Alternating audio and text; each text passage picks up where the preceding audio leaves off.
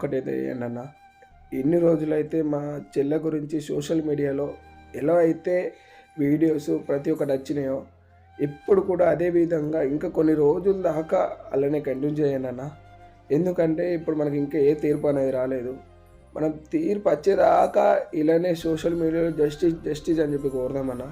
ఎందుకంటే ప్రభుత్వం ఏమనుకుంటుందంటే వీళ్ళు ఒక 2-3 రోజులు జస్టిస్ అని చెప్పి అన్నారు, తర్వాత సైలెంట్ అయిపోయారని చెప్పి అనుకుంటుంది.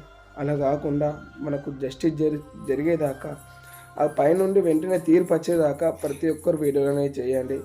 ఆ కోవా బన్ను అలాంటి ఇలాంటి ఏదన్నా చిన్న చిన్న విషయాలకే వ్యూస్ కోసం చాలామంది ఎన్నెన్నో వీడియోలు చేశారు.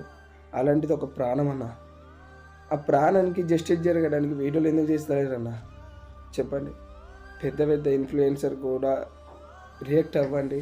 ప్రతి ఒక్కరు ఒక అడుగేస్తేనే మా చెల్లెకి అనేది జస్టిస్ తొందరగా జరుగుతుంది.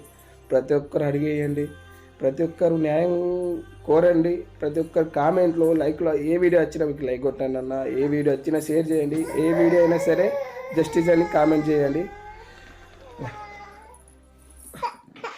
ఏ వీడియో అయినా సరే జస్టిస్ అని కామెంట్